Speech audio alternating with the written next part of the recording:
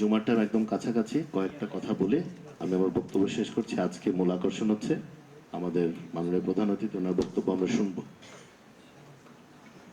প্রথমত আমি বিশ্বাস করি সংবাদ মাধ্যমের কর্মীরাই হচ্ছে পিপলস পার্লামেন্ট। তার মানে আমরা যখন গত 17 বছরে একটি রাবার স্ট্যাম্প মার্কা পার্লামেন্ট বাংলাদেশে ছিল, তখন জনগণের কথা তুলে ধরত কিছু কিছু সংবাদ মাধ্যম।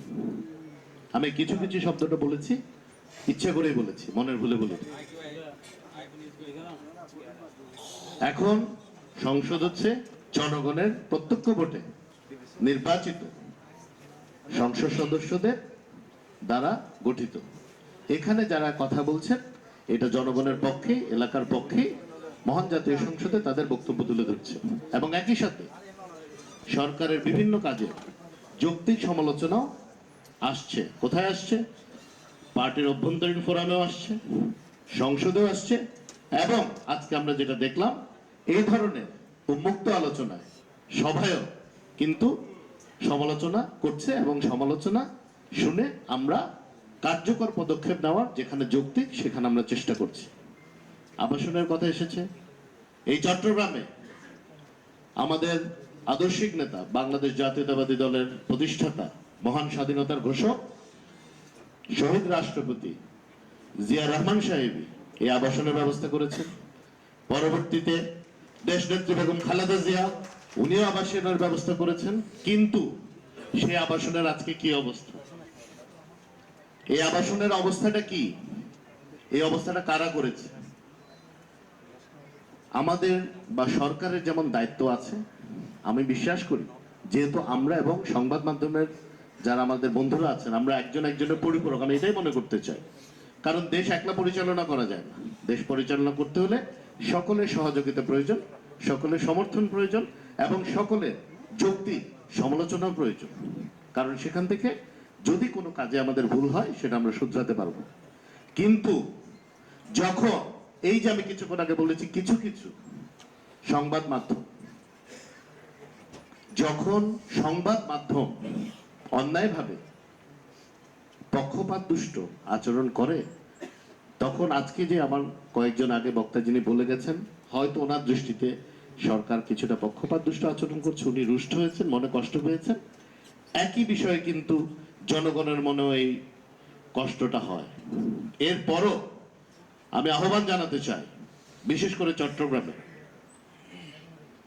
যারা প্রকৃত সাংবাদিক, যারা দীর্ঘদিন ধরে নিজের জীবন যৌবন, অধ্যবসায় এবং পরিশ্রম মানুষকে সঠিক সংবাদ পরিবেশনের জন্য কাটিয়ে দিয়েছেন, পার করে দিয়েছেন, তারা সবাই যেন একটি বৃহৎ সাংবাদিক গোষ্ঠী বা পরিবার হিসেবে একসাথে কাজ করতে পারে। এটা অত্যন্ত প্রয়োজন। এই বাংলাদেশকে যদি গড়তে হয় অপরাধী ব্যতি রেখে, আমি বিশ্বাস করি সকলের একসাথে কাজ করতে হবে। না হলে আবারও যদি আমরা দেশকে বিভক্ত করতে চাই, আমরা যদি পক্ষপাত হয়ে কাউকে বাদ দিয়ে, কাউকে অন্যায়ভাবে বাদ দিয়ে, আমি অন্যায়ভাবে বলি, কাউকে অন্যায়ভাবে বাদ দিয়ে যদি সামনে অগ্রসর হতে চাই, তাহলে দেশের জন্য শুভ কিছু বয়ে আসবে না। আমার কিছু কথা কারো পছন্দ হবে, কিছু কথা কারো পছন্দ হবে না, কিন্তু বরাবরই এই চট্টগ্রামের মধ্যে লক্ষাধিক ভোটে নির্বাচিত হয়েছি এই ধরনের সরাসরি কথা বলি। কারণ অন্তরে একটা কথা বলবো, মুখে একটা কথা বলবো, কাজে কর্মে মিল হবে না। এই জন্য আমি যেটা বিশ্বাস করছি সেটাই বলছি, এবং আমার বিনীত আহ্বান থাকবে আপনাদের যেসব যৌক্তিক দাবি থাকবে, যেটি তথ্য মন্ত্রণালয়ের বাইরেও বা তথ্য মন্ত্রণালয়ের সাথে কাজ করে আমার কোনো জায়গায় অবদান রাখার সুযোগ আছে এই ক্ষুদ্র পরিষদ থেকে, অবশ্যই আমি চট্টগ্রামের সাংবাদিকদের জন্য অবশ্যই আমি ইনশাআল্লাহ ভূমিকা রাখবো, অতীতেও রেখেছি। তবে আমি আবারও আহ্বান জানাচ্ছি, আমার দৃষ্টিতে এই সমাজে অত্যন্ত গুরুত্বপূর্ণ ভূমিকা রাখেন আমাদের সংবাদ মাধ্যমের ভাই বোনেরা, অত্যন্ত গুরুত্বপূর্ণ।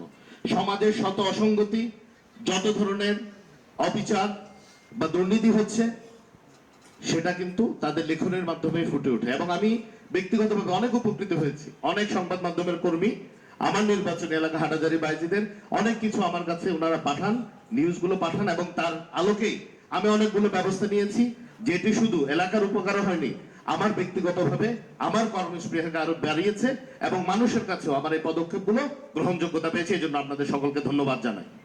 আমি চাই যেভাবে আপনারা বস্তুনিষ্ঠ সংবাদ আমার কাছে পাঠিয়ে বা পরিবেশন করে আমাদেরকে সঠিকভাবে রাষ্ট্র পরিচালনায় সাহায্য করছেন, আপনাদের এই সাহায্যটা অব্যাহত থাকবে এবং আমাদের পক্ষ থেকেও আপনাদের যত যৌক্তিক দাবি আছে অবশ্যই সেটা আমরা যুক্তিসঙ্গত সময়ের মধ্যে অবশ্যই পূরণ করার চেষ্টা করব। সবাই ভালো থাকবেন, ইনশাআল্লাহ আবারও দেখা হবে। আল্লাহ হাফেজ। বাংলাদেশ চট্টগ্রাম মেট্রোপলিটন সাংবাদিক ইউনিয়নের নতুন কার্যালয়ের শুভ উদ্বোধন আনুষ্ঠানিকভাবে ঘোষণা করলাম। সবার জন্য শুভকামনা। আমি আশা করি সকলে মিলে পথ চলবেন, যাতে আমরা সবাই মিলে একটি উন্নত, সমৃদ্ধ, স্বনির্ভর এবং বৈষম্যহীন বাংলাদেশ করতে পারি। আল্লাহ হাফেজ। বাংলাদেশ